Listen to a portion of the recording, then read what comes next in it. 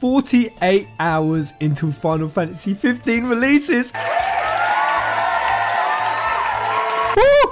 Oh, okay, I'm gonna try to do this video as calm as possible. That's not even true. I'm actually really late today with this. It's not even 48 hours. It's actually more like 29 hours until this game lands. Oh god, I'm like a child, guys. You know when a child goes to bed really early so that Christmas comes sooner? I'm actually thinking I might just go to sleep and try to wait it out. But let's continue with our hype countdown from day number 2. Final Fantasy 2, a game I haven't but I have to play, but I know enough about it to know that the concept of guest characters first emerged in Final Fantasy 2. So it's been with the franchise a long time, with characters like Minwu, Joseph, Rickard, Leela and Gordon joining the party at different story specific times and events and quests, and that is something that is appearing in 15 and I'm super hyped for. We've already had it confirmed that Iris is a guest character in our party, Corleonis is a guest character in our party, we will have others in the game that's been confirmed, and possibly in the future we may even have Luna. They did say that they would think about in the future in the DLC having Luna in the game, and they specifically said as a guest character. Interesting. 200 pages will be the size of the FF15 art book, coming out with the Ultimate Collector's Edition. Well, actually it's 192, but close enough, and when that comes it looks so dope from the small snippets I have seen of it. I will go through it when I do my unboxing at a later date. We're going to go through all 192 pages of this beautiful artwork because it does look really gorgeous. 2 months was of course the size of the delay. Just imagine it, guys, we would have all played 15 by now and known what happens. Due to some spoiler trolls, some of you already do. Again, please don't give any spoilers, but just thinking about the 2-month delay, reviewing it, looking back in hindsight, if it brought us, we of course got the Omen trailer, and it made me wonder, was the Omen trailer something that was going to come out before, but then they held on to it to show it in the 2-month delay, or was it made specifically because of the delay? If so, because that is the best trailer I have ever seen, that trailer still blows my mind today. I watched it about twice today. It made the delay all the worth it. And while we talk about the Omen trailer, it was around that time that we learnt about the DLC packs. Now, quickly covering some more information on that, they will be priced at $23.99, and that will be for the 6 packs. But never fear, for anyone who doesn't want to pay that, 2 of those 6 packs will be free, and they will be the booster and holiday pack.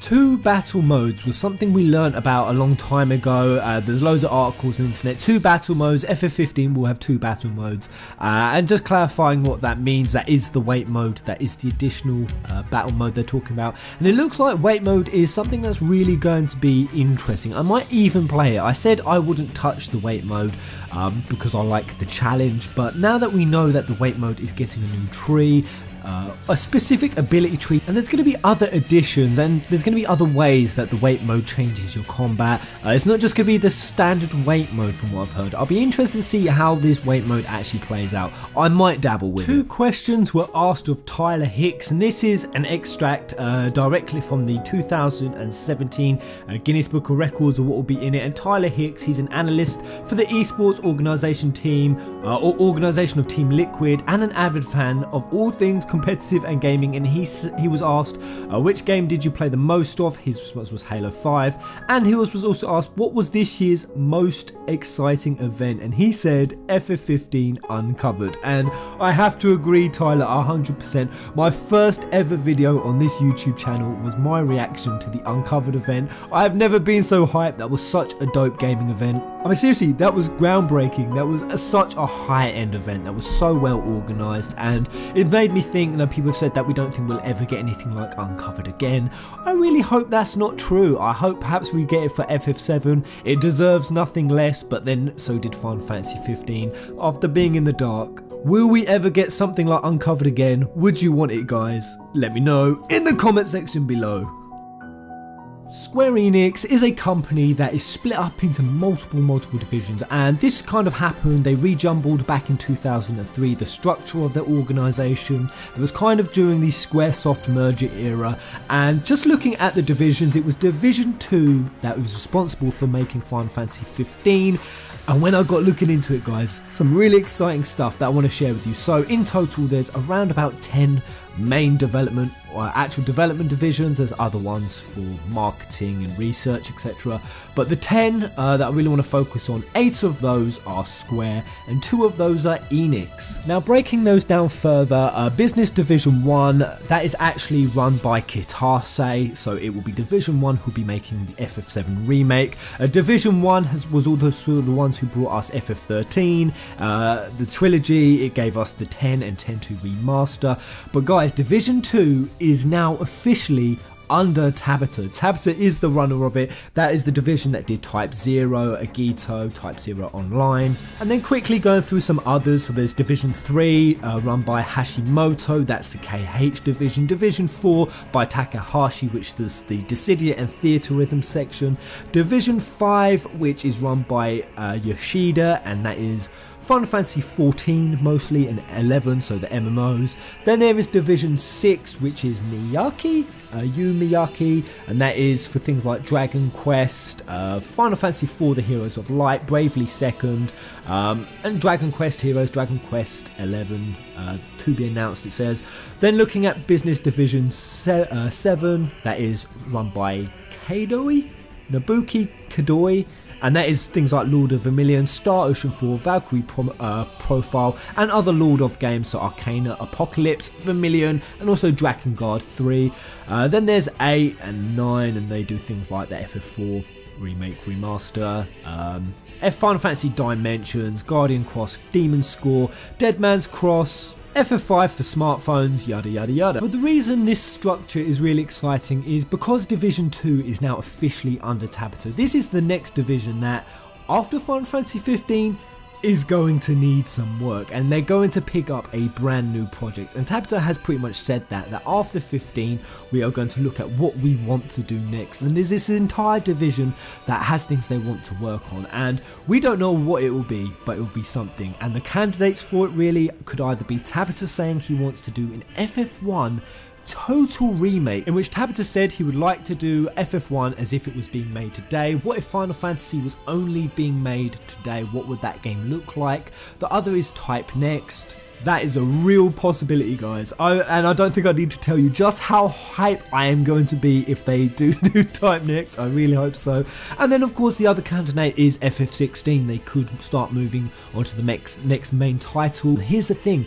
Division 1 will be occupied with the remake pretty much for the next 4 or 5 years, which means it's most likely that Division 2 will be the one that takes on FF16, and therefore guys, it's very likely that Tabata will also be our next main director for FF16 if and when it happens. Guns and magic in FF15 are broken up into 2 main categories according to Square Enix. Now with guns, those are split up into firearm guns, so they will include anything from your handguns to your pistols to your rifles, and then the second one is powerful machinery. That's the second category, and that will involve powerful weapons that have varying effects depending on the type used, and that ranges from generating powerful shockwaves to dealing high melee damage.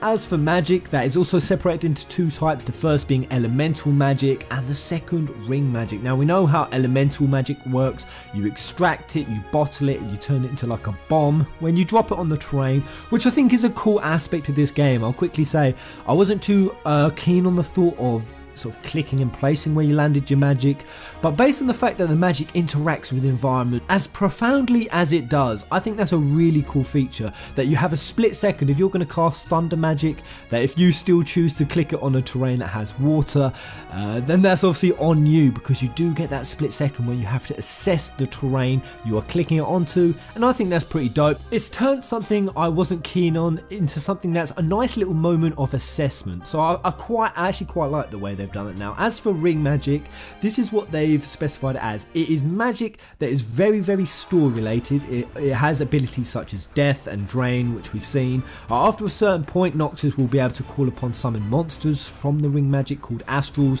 which aid the party. And breaking down how they work, well, as he says here, the party, by including devastating attacks, and he says this: the summons featured are series regulars including Titan, Rama, Leviathan and Carbuncle.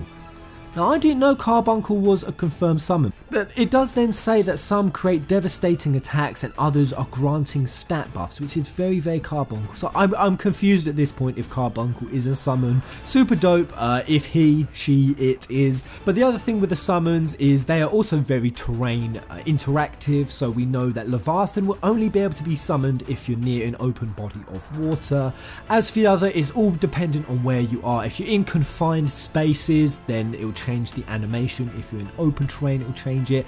There's loads and loads of different ways, so I think each summon has about 4 or 5, possibly even 6 different animation styles from what I've heard. I can imagine that if we're in a building and we summon Titan, he'll reach his hand into the building. It'll look super dope. Oh god, I don't even know what Bahamut will do. He'll probably tear the damn roof off. Who knows? I'm just so excited to see the summons in full effect.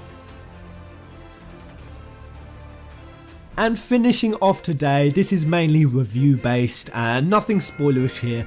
2 surprisingly good hours with FF15 was posted up by Kotaku, and the main thing I want to highlight here is, along with another review that was just done by NDTV, who have actually played the full game, they both call it always surprisingly good. This game is I don't know why people are so surprised it's good. I kind of thought that FF15 was a game with super high expectations, but most of the reviewers are going into it saying, wow, this game is actually much better than I thought. I don't know what gave them the impression it wouldn't. NDTV gave it a solid 8 out of 10, and even when I broke that down, that didn't seem fair. I read their reviews saying things like the stellar production value, the combat's great, pretty much gave it a shining review on every aspect, but the few it griped about didn't seem terribly valid to me personally. One of them was that the soundtrack isn't terribly memorable. Now, from what I've heard, the soundtrack of FF15 is phenomenal, and I went to the comment section of NDTV's review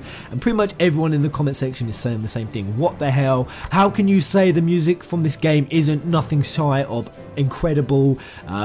Yeah, they're getting loads of hate for saying that. Loads of comments were even saying it's the best soundtrack they've heard in a video game, not even just a Final Fantasy. So how that was one of their 2 gripes, I really don't know. I guess some people just have different tastes in music, I suppose, which I can respect. The second one is, and this I also have a gripe with, is that the story they say is brilliant, but that it requires support. So of course it needs support of Brotherhood and it needs support of Kingsglaive, and that's just a given. I don't know how you can knock off an entire point from the game, because the game, it does have supporting material like Brotherhood and Kingsglaive. That seems like a real shitty downgrade, and it's another thing that people were hating in the comment section, saying that you are just being really picky with giving high scores, and it does seem like there were, pretty much from the wording of it, that there was this real reluctance to give it a very high score, trying to find really trivial reasons not to give that, no, the high 9s, the 9.5s. So this is really hopeful. From all the reviews I've seen so far, the non-spoiler ones, people saying this is an excellent game, that's made me so much more hype. Words like, this is pretty much everything that Final Fantasy fans have been waiting for. Like, this game lives up to expectation and more, and just everything I've seen seems really positive. So, and if that is the case, that Kingsglaive and Brotherhood are absolutely essential watches before going into this game, which I can imagine there will be, that could be a reason why Final Fantasy 15 gets some downgrading. There are of course going to be millions of fans who, or millions of people, not fans, who just pick up FF15 very casually.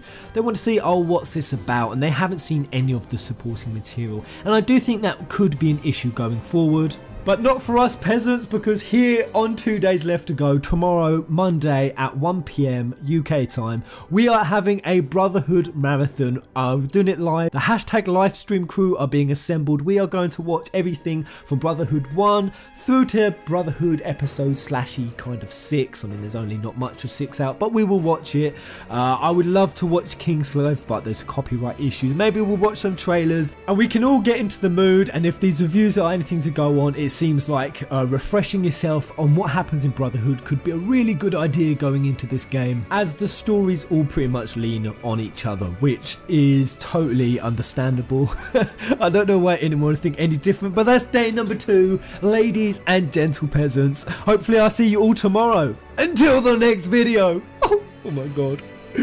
29 hours. 29 hours. I can't wait anymore. I'm gonna go to bed. Go home.